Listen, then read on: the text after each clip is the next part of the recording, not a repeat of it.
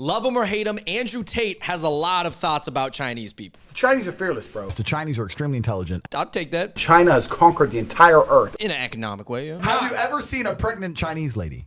Wait, what? The dudes with the smallest dicks. We're obviously the Chinese. And All right, you know what? We got to talk about this. Welcome, everybody, to the Hop Hop Boys. David and Andrew here. David, why should we even care at all what Andrew Tate has to say about Chinese people? Well, he does have 12 million hits, 12 billion hits on TikTok, and he is sort of this modern, like, throwback masculinity figure on the internet. So it's like, you're not trying to take everything he says as fact, but you are trying to understand why he said it.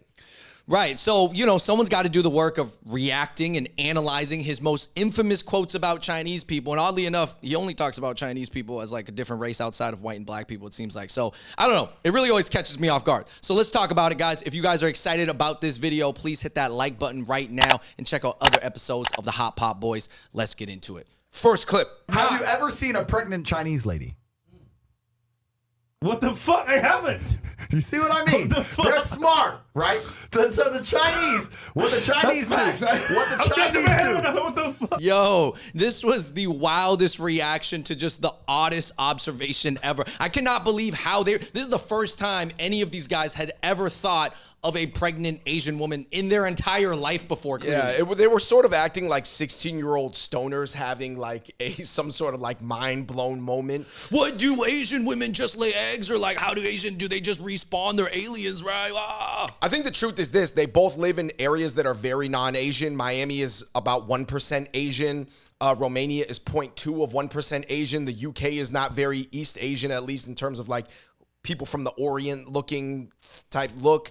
And, you know, that coupled with the fact that in East Asian culture, women in the third trimester are generally very much encouraged to stay at home or be sedentary or stay in the house and not be out and about, which is more of a Western thing. And yeah, obviously you're just not going to see that many pregnant Chinese women out between living in a place that's 1% Asian and then that culture on top of it. But yeah, I just don't know why it was like that mind-blowing. Bro, I don't see that many like 8-month pregnant women out in the city of New York at all, like of any, you know, ethnicity, to be honest. And how do you know that these people are not Chinese? Because like, are they just referring to all Asians as Chinese? Like, I don't even know. Me and my brother were eating a kebab in Iraq. We're sitting there eating a kebab. We start to hear an AK. What the fuck? We start looking around. Chinese don't even look. They don't even care. They're just sitting there eating their kebab. Yeah, AK. If you're going to shoot me in the head, shoot me in the head. But if not, I'll go work tomorrow. They're straight about the money. And this is the third point. The Chinese will go anywhere for cash. If I were to say to you right now, you can make $10,000 a month if you go and live in the Democratic Republic of the Congo in a forest with malaria. Do you want to go? You'll say, no, it ain't worth the money. Whereas a Chinese person's like, yeah, money. Yeah, okay. If there's money, they'll go. Yo, man, Andrew Tate says everything with so much conviction, even when he's like wrong, you know, or just even when the observation is so basic. Listen, there are Chinese people all over the world. There is like 1.4 billion Chinese people globally, if we're talking about the diaspora too. And yes, even 0.2% of them, if they went out and went to like the Middle East to work, yeah, I mean, you're going to see Chinese people everywhere. But to be honest, that whole story about the gunfire, to me, it's just like, yeah, if you just lived in Baghdad, you probably wouldn't be fazed by AKs rattling off, you know, in the distance anyways, because to be honest, that's probably just the environment out there. Yeah, I mean, long story short, guys, there are a lot of people in China who really like to work. Like, their religion is work and getting paid in exchange for their work. I will say this. Chinese do have a very high tolerance for high risk exposure environments to get a better salary. I think that that's one thing that not every country has in the world, to be honest, especially people who are concerned with quality of life and day-to-day lifestyle. So I would say that that's the thing. But I will say this, basing your whole viewpoint on Chinese people off like international migrants that you meet building infrastructure projects in the Middle East or Africa or Barbados or wherever, that's not necessarily like the whole picture. Oh, and by the way, when it comes to Chinese people being fearless, yeah, the ones who went to Baghdad are fearless. David, you know, we know a lot of like, you know, risk-adverse Chinese people, and you will meet them in America and Canada, okay? Yeah, I will say this. It is true. I guess what he should have said is amongst a certain class or international class of like migrant worker, they're just willing to put up with like a surprising amount of risk exposure to get a better salary. I would agree with that. I mean, but I think a lot it's of just a very, very broad generalization. I mean, a lot of people would. I've seen, you know, like Mexican people do things that are like considered dangerous. You know, it's just so he's like, oh, dude, Chinese people. There's so many of them, and they just like to work. Mind blown. Chinese are very, very smart like that. Have you ever seen a Chinese person working for someone who wasn't Chinese? Bro, now that I think about it, I have not. Not really. I have. Yo, it's kind of funny because I was thinking about it, Andrew. Me and you are on YouTube. The majority of our audience overall is Asian, and probably the largest slice of that Asian distribution is probably Chinese American. So I cannot dispute this. Andrew, we are Chinese in some weird way working for Chinese. That's one way to look at it. I would definitely say, like, when he's talking about Chinese people in this sense, he's clearly referring to like first generation immigrants who probably share a common language and culture and community. So obviously they're going to work for each other. And these guys are just basing it off of like the shops that they know, like maybe the restaurants or the massage parlors that they see, you know, like of course these people all work together because they all share the same language and like, you know, you build trust in your community. So it honestly just makes a lot of sense because a lot of immigrants do that. And by the way, obviously, when he says Chinese, he's not referring to any sort of second generation, like Americanized Chinese, because we know Asian Americans obviously work for a lot of different companies. You know what I realized though, man, is that so many people interface with so many different types of Chinese people. Like, let's say, for example, you work in like microchips or the semiconductors. You're going to interface with a lot of Chinese people that have PhDs. But if you live in Miami or Brazil or like the UK or Romania, you're probably going to interface more with like a blue collar, like factory type or like a merchant hand-to-hand type situation. And so everybody's like image of Chinese people is really shaped by like the segment of a gigantic pie that they interface with. Wait, David, you're saying that the Chinese that are living in Romania aren't the tech Chinese? Aren't the, you know, grad school, you know, educated Chinese? Yeah, I don't know. It's like, it's such a... It is different. I will say this. I'm not saying that these Chinese people don't exist. I'm not saying that actually, because I know Tate is clearly an intelligent guy and he's sharp, but he's really just basing it off of the Chinese people he just sees in his life, and he doesn't have any Chinese friends. I know that. Because the Chinese are extremely intelligent, and what the Chinese Facts. are, they're like ant people. We all work together for the good of the ant. For the bees. We work together for the good of the hive. Chinese are very, very smart like that. When you have countries like China where they're like a beehive, they all work together. Basically, Andrew Tate had a colorful way of just saying that Chinese have a collectivist mindset. And this is something that like a lot of social scientists have been saying for years. Well, East Asia in general is way more collectivist, and it's due to Confucianism, and it's due to this, and it's due to that.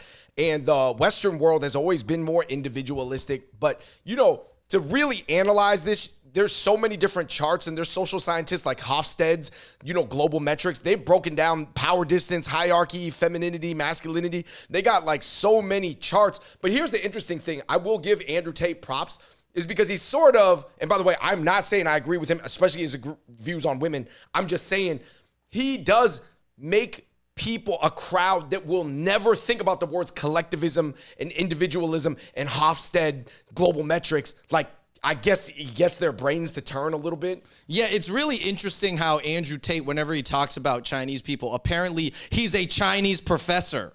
And like people take him, his word, because like his audience is like people who don't really think about Chinese people a lot, in my opinion. I mean, I think some people know something, but really, the way he says things is very simplified and entertaining. So, I mean, basically what he's just saying is like, I think if I had to agree in some way, I think it's because like, it's not obvious that a lot of Chinese people are thinking about their own life and like only having fun. They're honestly, it seems like they're thinking about like a multi-generational benefit to their work and setting things up for just the next taking generations. the long view on things. Yeah. Or like just, really, really long view. Yeah, just seeing the generational view on things and not just like they're weak. But honestly, I actually have my own thoughts on this, and it's like really individualism and collectivism, those are the macro trends within each country. But when I analyze like the West on a micro level and like the East, or like specifically China on a micro level, it almost feels like China's more individualistic than America is on a micro level, but on a macro societal sense and their ability to implement things and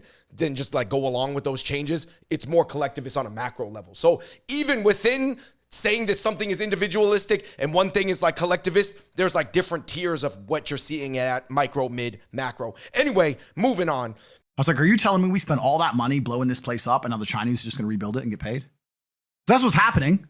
Because we won't do it because of human rights, sanctions, all this crap. This is how China is going to conquer the world. It's not going to conquer the world through some big military. People go, oh, China and America are going to have a war. There's not going to be no big war, none of that dumb shit. It's going to be conquer the world fiscally. It's going to be conquering the world financially. It's doing that through investing in foreign and developing markets where no one else is interested. Or the people who are interested are hindered because of international sanctions or hindered by their ability to risk their life for a few dollars profit. And the Chinese don't give a fuck.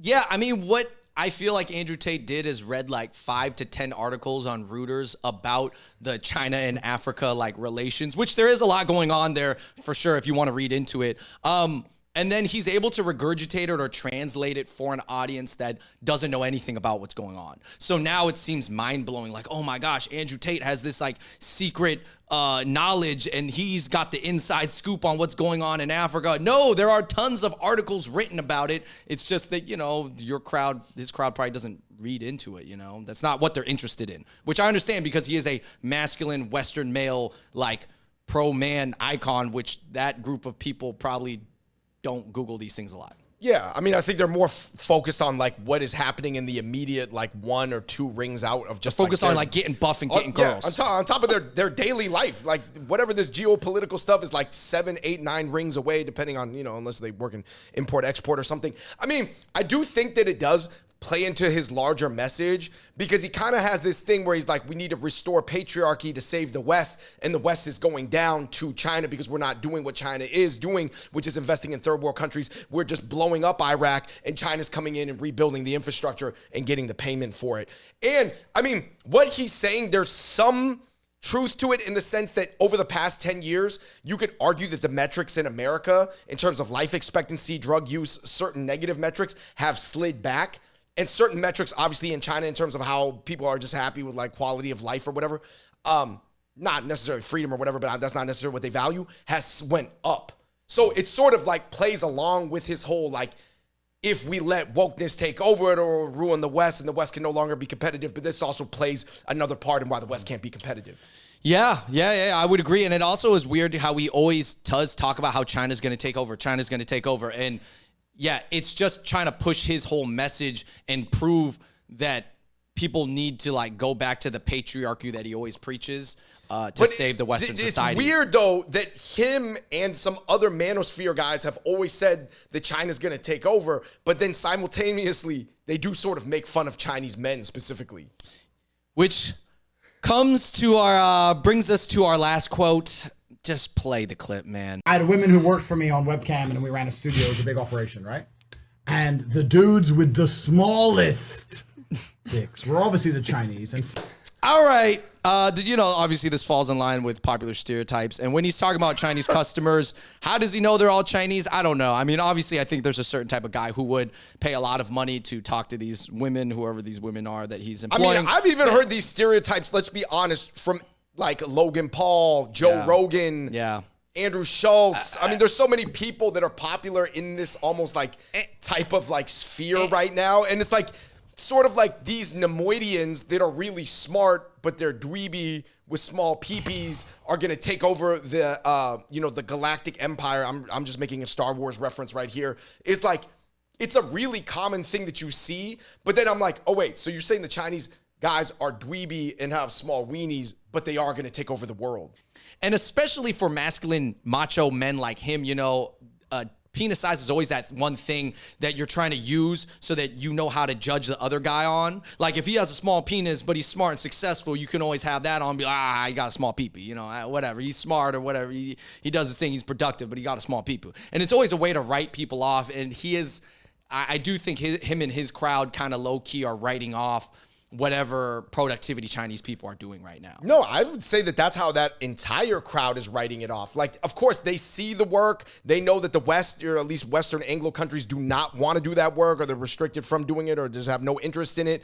But but they're like kind of like, I don't want to say they're like downplaying it, but it's sort of like give and take, give and take. A lot of backhanded compliments and also just like straight up dismissive disses. But at the end of the day, you know, I'm not too hurt about it. I just have, you know, laugh.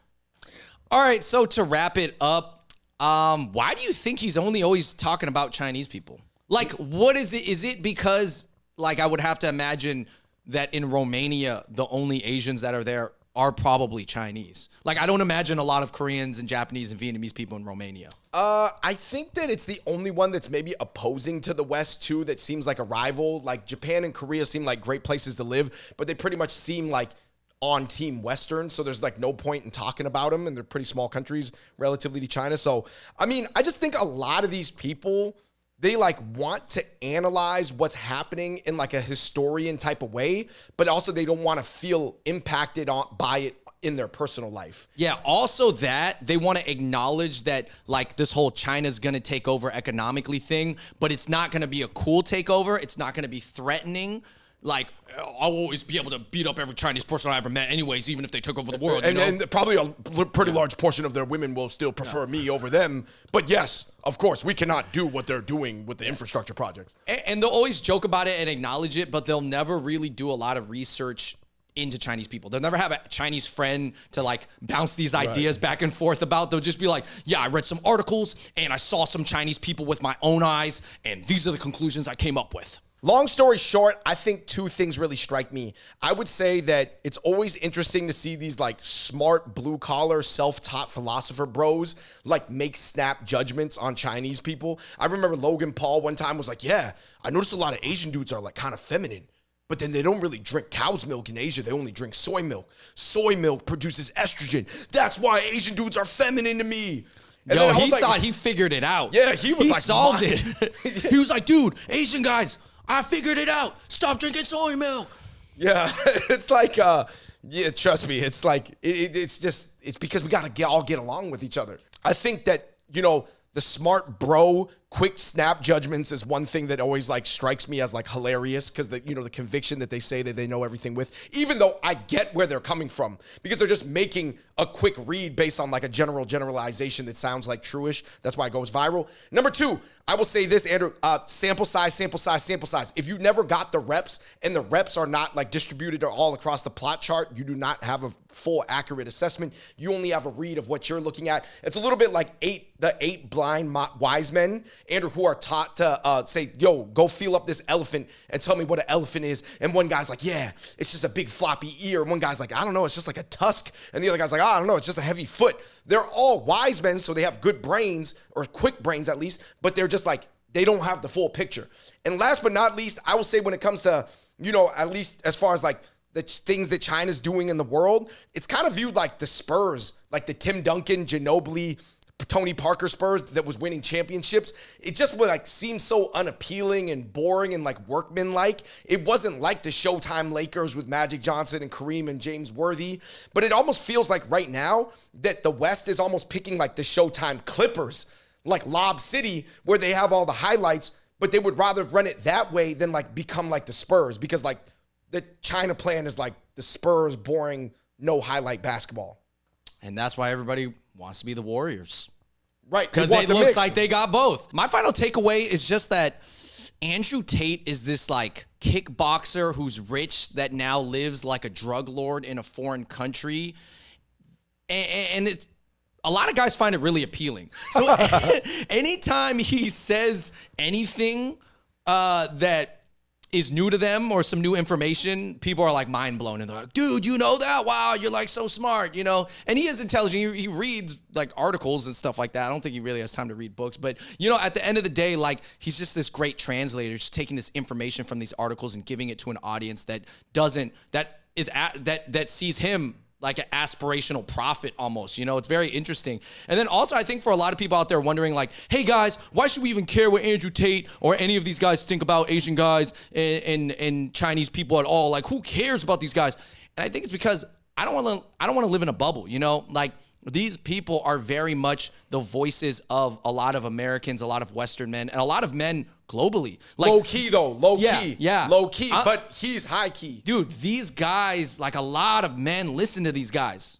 You know, so like you have a friend that actually low key likes Andrew Tate and what he says, like for sure. And agrees with like maybe like 75% of Yeah, to be honest, you do. So I'm saying when he's speaking about our people, something so specific, Chinese people specifically, I'm like, we got to know what he's saying and we got to be able to understand where he's short-sighted in his perspective. And, you know, that's just more power to us to recognize that, you know, no, he's not the smartest guy. And while maybe some of what he has said is true, a lot of it's not, or a lot of it's uninformed, you know? So I think it's just important for Asians and Chinese people to just know, you know, and that's why we broke it down. I mean, do I agree with Andrew Tate? No. On a lot of issues, we just broke down, you know, why he was wrong or like partially wrong on some of these issues or completely. But I do think it's important to understand, like you said, why he's so popular, because like Western men made him like one of the most viewed people in the world last month. And it's just one guy, like just saying things in a passionate way, whether he's like fully knows what he's talking about or not. People love it. All right, everybody, we're going to end it right there. Please let us know in the comments down below what you think about his quotes about Chinese people. Just let us know what you think, and let us know what you think about Andrew Tate overall, because, you know, we're not just doing this for views. Guys, we're doing this because he's literally, Chinese people is the only ethnicity of people he actually specifically addresses. It's like, apparently Chinese people are very like relevant to his life, or he's seen a lot, or it sticks with him. God, I don't know. You could take that as a compliment maybe that, you know, Chinese people own space in his mind, okay? They're rent free in his head. All right, guys. So thank you so much for watching the Hot Pot Boys, and until next time, we out. Peace.